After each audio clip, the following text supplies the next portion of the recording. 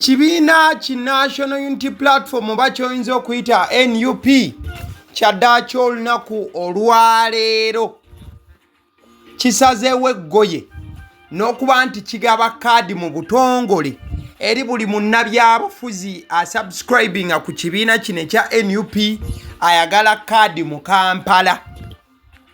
Bonna kaadi bazibawadde. Ngamba ez'okwesimbawo ku bifo eby'enjawulo.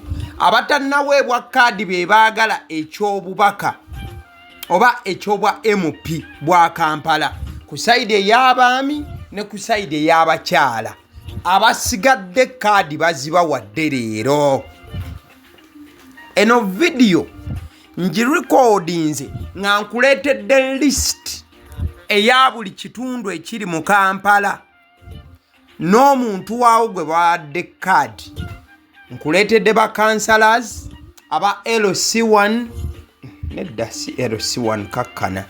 Nkuleetedde ba councillors aba LC3 LC5 ne be balonze ku bwa meeya mu bitundu eby'enjawulo mu Kampala oba divisions 5 ezikola Kampala. Kati nsaba otuula okukalira lisiti ezo z'olengera zimyansamyansa awo ze lisiti z'abantu ab'enjawulo. Ngenda kubanga nkuwa omu ku omu. Era gwe bw'oba olabye sitaddeewo kitundu kyo kye sisuubira nti waliwo gwe sireese, ojja wandikawo nti ow'ekitundu kyaffe tomuwandiise. Gwe manya kisimbu simanya yeesimbyewo ku bwa LC3 LC5 ng'abaddeyo ku kyalo abalimbalimba mbu wa NUP abalimbalimba mbu NUP yamuwadde kaadi. NUP kaadi ezigabye leero ng'ennaku z'omwezi 29 Augusito omwaka 2025. Kati njagala tutandike list ey'abantu be bawadde kaada ey'ekibiina ki National Unity Platform. Kale tusimbule. Muli ready? Tuli ready. Gamba tuli ready. Bebano bebawadde obwa woman councillor mu division zengendo okusoma. Ewa Bigalo bawadde Namboze Reste. Ekisugu bawadde Nabukalu Aisha. Ekibuli bawadde Bukirwa Madina. Abekansanga bawadde Nasuna Juliet. Abeggaba bawadde omukyala Najjemba Claire kubwa councillor oba woman division councillor. Abebukasa Muyenga Namuwongo bawadde Nantongo Helen card.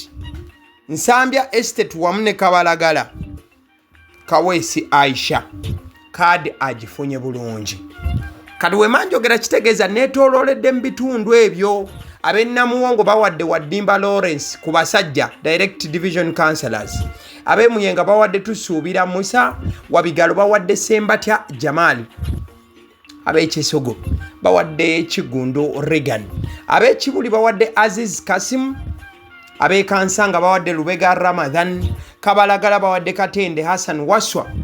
Gaba bawadde Bale Joseph Bwanika. Oyo nno musajja wange ddala. Bale Joseph Bwanika nkuyozaaheza okubeera nti ofunye kaadi. Ab'Emukasa bawadde Lubega Muhammad. Ate Ensambya Estate bawadde Kawaga Lasto. Kawaga Lasto ekaada agifunye bulungi mukwano gwange saidi awo. Kati we tweyongerayo ko mu maaso. Waliwo no tusembedde Kawempe. Kyebando tulakalira. Kugambye nkuleetedde lisiti yonna. Ab'Ekyebando abakyala abakansala abakyala. Ekyebando bawadde Hafwa Nannyondo. Kawempe 2 ne Kazo Angola bawadde Nakyobe Slavia. Kawempe 1 bawadde Nabuguzi Rose Mukasa. Kikaaya Komambo ga Mpererwe kaadi bagiwadde Nakanwaji Aisha kyala wangabi. Ekanyanya bawadde Namuli Jasmine Kolo. Then Bwayise 1 bawadde Roda Babine avuddewo ne kaada ye ejjudde eya NUP.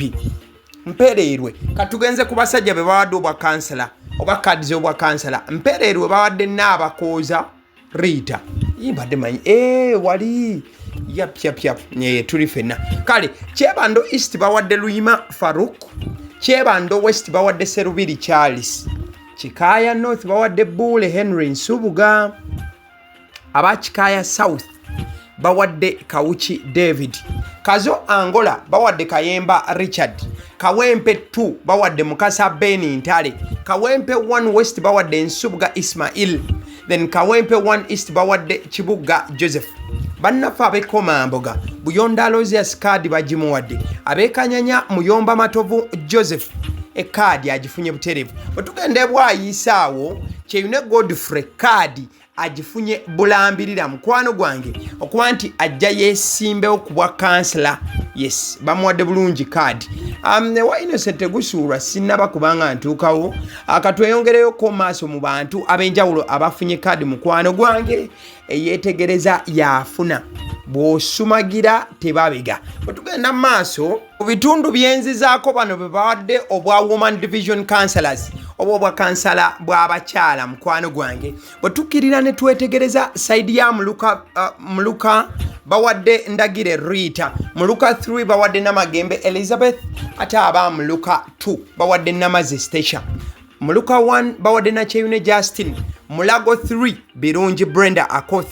Mulago 2 bawadde Namuli Proscovia. Makerere 3 bawadde Setimba Vivian. Mulago 1 bawadde Birungi Justin. Makerere 1 Makerere 2 wamune Wandegeya.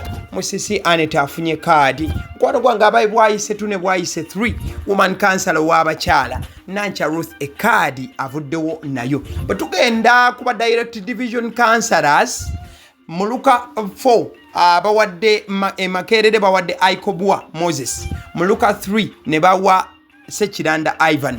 Muluka 2 ne bawa Sentongo Ivan. Muluka 1 ne bawa Sekikongo Alawi.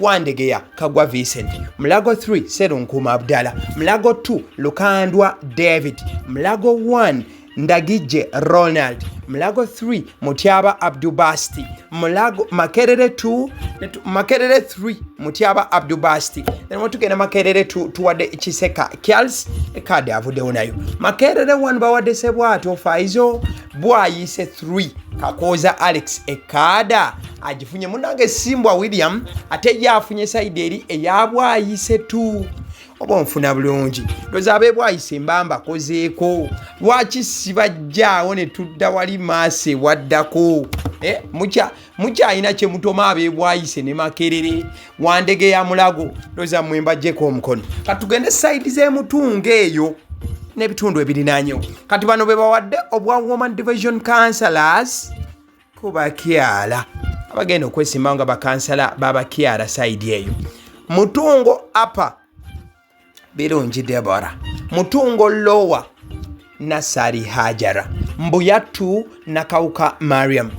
Mbuya 1 Mukuye Joseph.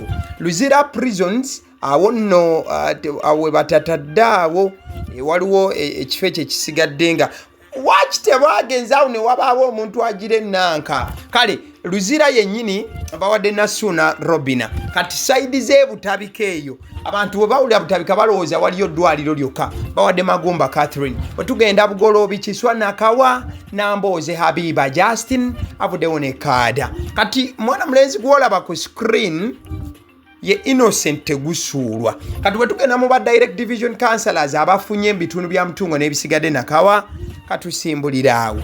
Nakawa Institutions bawadde Kamoga Bruno. Kati Nakawa okutwaliza awamu Innocent tegusuulwa Poli mwavu omutwego gwe mwavu sajja wa Katonda kadi kyaddaaki agifunye ya NUP wetuva awaawe wa Innocent gusuulwa yagala okutegeeza nti Mutungo 4 Sendawula Muhammad Kajubi kadi bagimuwadde. Ssenyonga Tom afunye ya Mutungo 3 Mabaale Dawson Dick bamuwadde ya Mutungo 2 Kiza Bajajenda bamuwadde Mutungo 1. Kati wetuvaawo okimanyi bulungi ntuba tuwoyolekera Mbuya kati Mbuya tubawadde Mukasa Joseph. Elias Lukwago Musoke sono wa Kampala ono bamuyita Elias Lukwago Musoke bamuwadde kaada eya Mbuya 1 okujja kuwa kansala direct wali ku division mukwano gwange. Kati mwana mulenzi gwolaba ku screen amanyidwa nga Pius Jadwa abantu babadde balindiridde okulaba oba Pius Jadwa anaafuna kaada y'ekibiina ki National Unity Platform.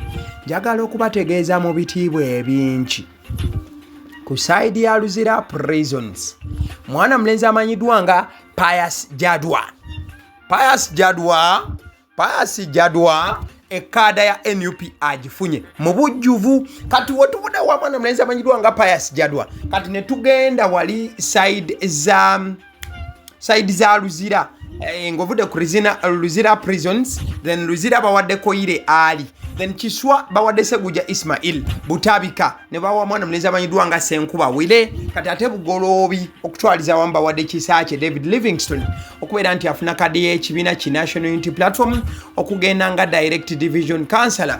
Mukwano gwange mbufu ofaananako bwetyo. Kati kitegeeza nti bwembanga ndi side eyo tosobola kubanga oŋŋaana kutambula bigere kuddako Kyambogo eri, bigere tubiwubeewube tubitwaleko wali Entinda ne wasigadde. Kati omukulu gw'olaba oyo amanyidwa nga Luyombya Godfrey. Luyombya Godfrey kadi agifunye. Yes, mujjukira bulungi. Nabanyonyolako awo nti Luyombya Godfrey oyo yayina embiranyo oba yali mu kifo kyekimu n'omukulu amanyidwa nga Nubyandi. Bonna baali bakugabana kifo ekyo nga baagala ekifo kimu bwe kiti. Obula waliwo okugonjoolwa okwajja n'okuwabula okuva mu kibiina okakana ng'omwalekedde munne mu buufu ofaananako bwetyo. So mbadde nkyakunnyonnyola ensonga mukwano gwange nga bwe zitambudde nga still bwe tuddayoko wali ku bakyala division woman councillors abafunye kaadi ez'enjawulo. Ekyambogo Itek Nabisunsa Upper Estate ne UPK bawadde mutuuzo Bastina. The Nagulu 2 Achilo Florence yafunye kadi. Kati wetugenda Nagulu Stoke Ntinda Nanyanze Shadia Lowisa kadi agifunye bulungi. Kati wetugenda mu bitundu by'ekyanja abeekyanja muwulirize omukyala Jalia Nalubwama gwe bawadde kadi side awo. Then ekiwaatule bawadde Nantaba Florence Sonko kadi avuddewo nayo mu butereevu nnyo nnyini ddala mukwano gwange. Kati ate mukadde ke kamu Bukoto 2 kiwaatule nkugambe bawadde Nantaba Florence Sonko. Kati Bukoto 2 bawaddeko Ennyanje Emily, then Bukoto 1 Mariam Abdukarim nafuna kadi. Banda Mulisa Shamim yagifunye. Kati bwe tugenda ku ba direct division councillors ku side wali mukwano gwange abaami Upper Estate bawadde Mukalazi Emma, then UPK ne bawa Kimuli Muhammad, Nabisunsa bawadde Kabuye Isa, Itek bawadde Nicholas Lutalo, Kyambogo ne bawa Senkuba Edwin Luyinda, Ntinda bawadde Kyenkya Kenneth Tamzade, mwana mulenzi Olenge Brian Ochan ne bamuwa Nagulu 2, ate Nagulu 1 bawadde Wycliffe Mwesige, Kyanja ne bawa Bone Katongole. Kati Kalute Joseph gwe bawadde ekiwaatule obo nfuna bulungi. Kati Bukoto 2 bajiwadde mwana mulenzi amanyidwa nga Mwanje Ben. Kati ate Bukoto 1 ne bajiwa Ismaili Lwegaba, ate Bwete Abdullah Azizi afunye kadi ya NUP okubanga akiikirira abebbanda ku kadi ya NUP ku kanso. Mukwano gwange akyatwolese amaaso era atwegese agatawulira vumbe. Tugende maaso. Gamba tugende maaso. Omukulu gw'olaba ku screen amanyiddwa nga John Mary Sebuufu. Omukulu ono afunye kadi ya NUP okwesimbawo nga Lord Councillor wa Nakawa 1.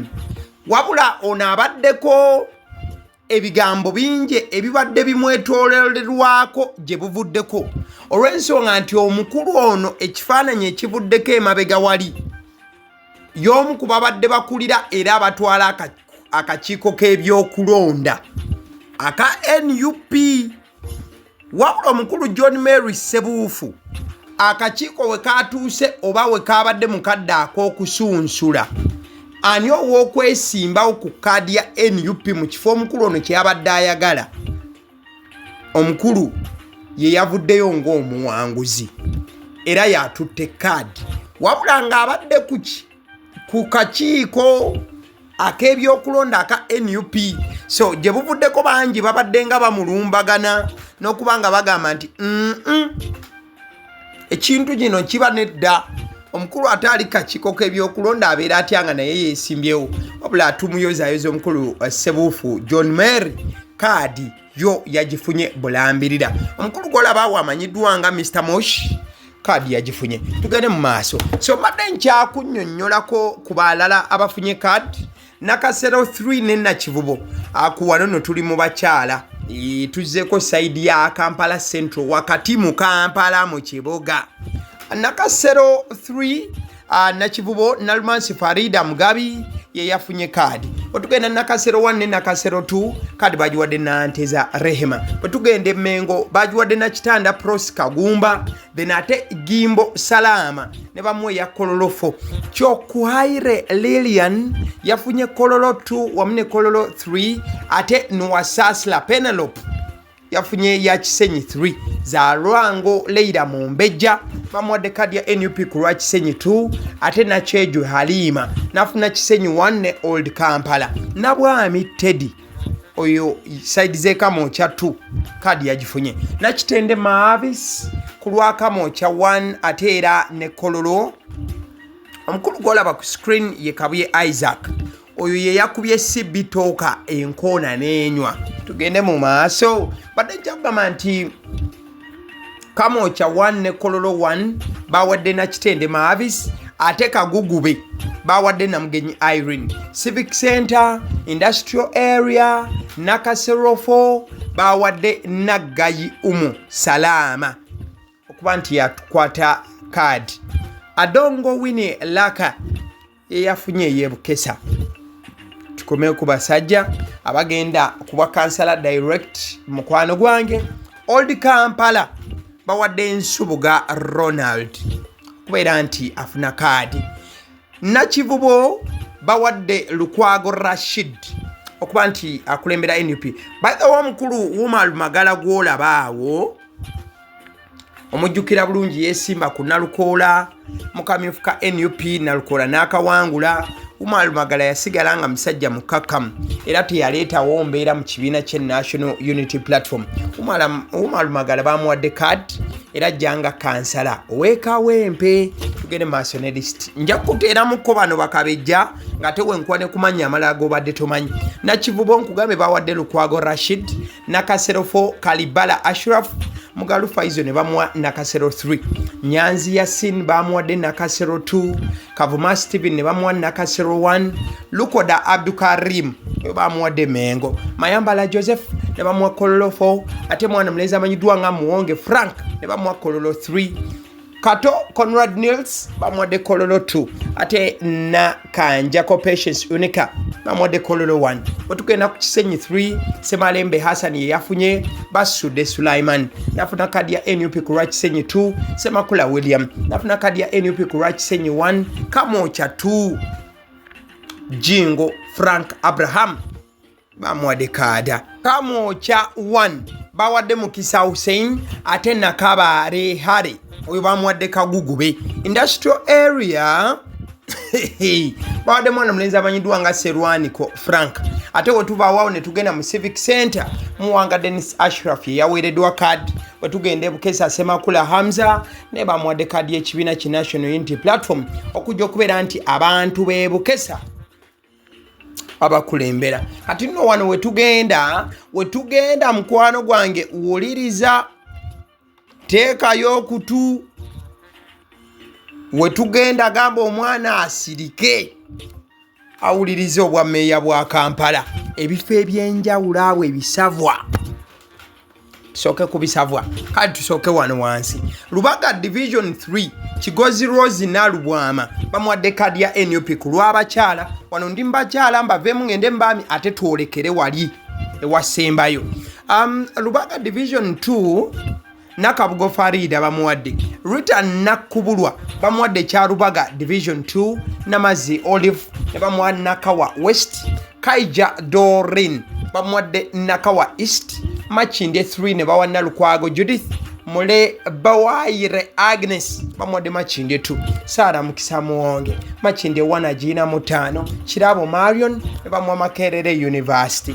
Nambasa Shamim Kawempe 2 Nusfa Nakato yono ne bamugamba nti gende Kawempe 1 Kampala Central Sauda Madada we yabadde ayagala era nga abadde yeesunga buli lukya Sauda Madada kadi ekibiina tekyaje mukombezaako bamugamba gete eri Sauda kadi ne bagiwa Eva Chazike kale bwe tugenda kuba councillors abalondebwa direct ku lukiiko olwa Kampala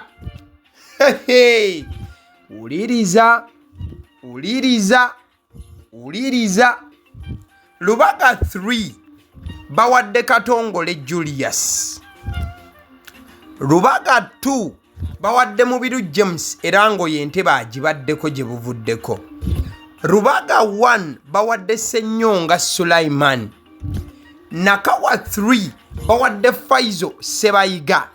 Nakawa 2 bawadde Godfrey Luyombya. Godfrey Luyombya yoye yava mu lwokaano lw'okuvuganya ne Nubian Lee kati bamuwadde Nakawa 2. Nakawa 1 bagiwadde Sebuufu John Mary. Sebuufu John Mary ye gayi ali kakiiko k'ebyokulonda aka NUP. Makindye 3 bagiwadde Kato Paul. Makindye 2 ne bagiwa mwana mulenzi Sandy Mosh African. Sandy Mosh African ye Mr. Moshi. Oba mmanyi gayi gwe bayita Mr. Moshi. Makindye 1 bawadde Kabuye Ishak Isaac. Yes. Yagenze Makindye 1. Then Makerere University bawadde Nsibirwa Winston. Kawempe South ne bawa Mukiibi Dennis. Kawempe North 1 ne bawa Semgoma Hamdan Kigozi. Magala Womal. Mwana mulenzi Magala Womal namukunyonnyodde koda. Oyo yesimbawo mukamyufu k'okwagala bwa MP bwa Kawempe North ne bamugamba toyina buwagizi kimala nga nalukoola. Kati Magala omulundi guno azzenga kansala era bwe yasabye NUPM wadde. Kati Kampala Central Direct Councillor bawadde Sserunjogi Charles Mosoke. Kati tugende kuba MP. Siba MP. Ba MP olunaku lwabwe terunatoka. Tugende kuba meya. Be balonze ku bwa meya obw'enjawulo. Jjukira ebifo 26 eby'obwa meya ku division Z5 ezikola Kampala. Oliriza. Ku screen omukulu gw'olaba ali ne His Excellency Bobi Wine. Omukulu ono yabadde meya wa Lubaga division. Era ng'omukulu ono ye yakuba omukyala Bosa Sebugwawo. Ye yakuba omukyala Sebugwawo, mama Sebugwawo. Eyali meya wa Lubaga division. Nga tujja mu kalulu ka 2021 omukulu oyo ye yakuba Joyce Sebugwawo, not Bosa. Mama Joyce Sebugwawo. Omukulu oyo ye yamukuba akalulu. Omukulu ono bazzeemu NUP n'emuwa kaadi. Ono amanyiddwa nga mbeera ze Zaki Mawula. NUP emuddiza kaadi y'obwa meeya. Kaadi bazzeemu ne bagimuwa. Nkugambye ye yajjayo Honorable oba Maama Joyce Sebugwawo bwa meeya. Kati gayo no kaadi bazzeemu ne bagimuwa ekifo yakibaddemu. Omukulu gw'olaba essaawa zino amanyiddwa nga Sserunjogi Emmanuel. Sserunjogi Emmanuel Kawempe eyo yabaddeyo ku division era nga yabadde meeya wa Kawempe division. Ekifo yakibaddemu. Ono NUP ezzeemu n'emuwa kaadi y'obwa meeya obwa Kawempe division. Njagala okujjukiza nti ono abadde yeesimbiddwako Haji Latif Sebagala. Era nga ne Haji Latif Sebagala amaanyi abadde ayina mangi. Olw'ensonga nti Haji Latif Sebagala yali abaddeko MP wa Kawempe. Wabula okujja kwa Segirinya Muhammad kati omugenzi eyajja n'amaanyi mangi n'asiguukulayo Haji Latif Sebagala. Kati omukulu ono Sserunjogi Emmanuel kaadi bagimulekedde. Ne bamugamba nti kaadi gisigaze sigala nga ofuna n'ekisanja ekirala. Sofa abo abantu babiri abaweereddwa kaadi ng'olwedde kwebali. NUP n'ebongera ekisanja era n'ebongera ne kaadi. Bwe tugenda e Makindye omukulu agenda okujja ku bwa meeya era nga yaweereddwa kaadi ekibiina ki National Unity Platform. Omukulu ono si mulala, ye mukulu amanyiddwa nga Lusagala Bosco. Lusagala Bosco musajja abadde n'amaanyi mangi Makindye awo. Era nga musajja NUP gwe badde yeesigira ddala mu Makindye. Era ng'obwesigwa bwa NUP bulabikidde nnyo mu kusalawo okugaba kaadi y'obwa mmeeya obwa Makindye. Ne bagikwata.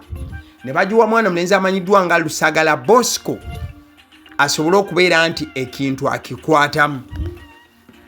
Nubian Lee oba amanyiddwa nga Buken Ali, omusajja omunubi era ali very proud, mukwano nnyo gwa His Excellency Bobi Wine, nti n'emyaka egisukka 20 nga ababiri bayimba babadde nga batambulira wamu.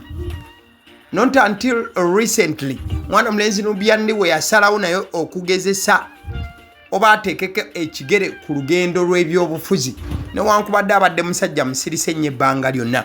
Nubian Lee bwe yajja waliwo Godfrey Luyombya eyali ayagala ekifo kye kimu, wabula ne wabaawo okukkaanya. Godfrey Luyombya n'agamba nti nkitadde. Nubian Lee aweereddwa kaadi ey'okubeera mmeeya oba okwesimbawo ku kaadi ya NUP nga mmeeya owa Nakawa division. Era nga Nubian Lee essanyu lisiibye libuganye buli omu. Ngenda kusomeza 29 August omwaka 2025.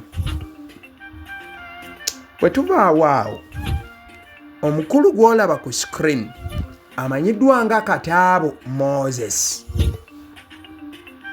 Omukulu amanyiddwa nga Kataabo Moses. Ono ono alina okubeera nti alistede era nga yenywezezza, kubanga abasajja bamugonnomoddeko ogufo. Yaweereddwa kaadi ya NUP okujja yeesimbewo nga mmeeya owa Kampala Central Division. Omukulu Kataabo Moses abasajja bamugambye nti kati genda oba osanze wa NRM ki of which tusuubira nti omukulu Salim Uhuru ayinza okuba nti yajja okusitandinga ne Kataabo Moses.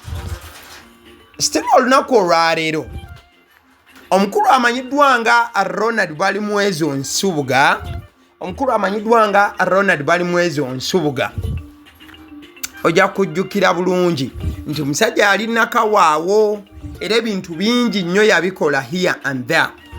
Wabula oluvannyuma yagamba nti saidi eyo nkoze buli kimu, bannange mumpeeko nange Kampala ngituulemu wakati. Ono ekifo kyayagala kyekifo Lord Mayor Erias Lukwago kyalimu. Omukulu Balimwezo Nsubuga Ronald agamba nti ekifo ekyo Lord Mayor akiveemu, nanga abantu batandika okuba nga bampita Lord Mayor Ronald Balimwezo Nsubuga. Ekibiina ki NUP omulundi guno kigambye nti Ronald Balimwezo Nsubuga ye yekka alina amaanyi agasobola okusiguukulula Erias Lukwago. Era NUP olunaku olwaleero kaadi egikutte butereevu nnyo n'egikwasa Ronald Balimwezo Nsubuga. In fact Ronald Balimwezo Nsubuga amawulire g'okuba nti NUP emuwadde kaadi gamusanze ali Nakawa ne King Saha. Era bw'atuuse Nakawaawo bwe bawulidde amawulire ne batandika okuba nga bakyakyanca n'ogamba nti ekyabwe ekyengedde bulungi nnyo, kati kibulako kubanga kiwanulwa buwanulwa. Njagala okujjukiza nti Ronald Balimwezo Nsubuga okuweebwa kaadi gye buvuddeko emabegako awo NUP omuntu gwe yasimbawo wakati okujja okubeera nti avuganya Erias Lukwago. The other time ensonga tezaatambula bulungi. Ojja kujjukira ebiseera ebyo ne Ragadi yajja ne yeesimbawo. Siwe wabeerera n'omukyalo oyo yaliko wali mu Fadacha oba gyoyinza okuyita FDC n'akyuka nadda mu NUP. Wabula ate oluvannyuma ebintu bwe bitaatambula bulungi n'alinnya n'ava mu ggwanga. Mumujjukira bulungi omukyalo oyo. So omulundi guno NUP emadiriza okuba nti egaba kaadi. Kati tubulayiza aba MP n'ebino siba abakansala ba meeya. Ekyo kiwedde. Gw'otawulidde nga nsoma nga wa mu Kampala muno wandika ogambe nti ekitundu kyaffe nga tosomye gwe bawadde kaadi mu vidiyo eddako nja mukuleeta naye nkakasa bulungi nti bonna mbakuwadde. Honeybites bo bagamba nti omulimu gwabwe gwakukolera ebyokulya ebirungi omuli daddies, omuli cupcakes, omuli donuts, bakola ne cake eza buli mukolo. Osobola bakubirako ku 0709 78 7508 bebannaffe aba Honeybites. Kadeke kamujaga okutegeeza ku bannaffe aba Alson Painters UG bano basiizi balanje mukwano gwange. Alson Painters UG bagamba nti osobola okubeera nti obakubirako ku 0705 193636. Ensonga ze basinga okuba nga bakola zez'okuba nti bakusiigira kalangi ekizimbe kyo endabika yaakyo tekyakusanyusa naawe nga nnyini kyo. Kubira bannaffe aba Alson Painters UG bajja kuba nti bakikusiigira kipya wakamaliza bwoti okuba nti okizimba. Alson Painters UG ebyo babisiigira ddala n'ebinyuma ekitenkanika. Oyinza n'okuba nga kikadde kiri awo tekikusanyusiira endabika bakubireko. Njagala okutegeeza nti abasiddii omusunsuzi erinnya eryange. Agaliwo gwe mukutu kwe tubeera ne tuleeta ensonga mbutereevwazo. Era njagala okubeera nti olikinga vidiyo eno. Thank you so much. Mwebale abatambudde nange paka wano.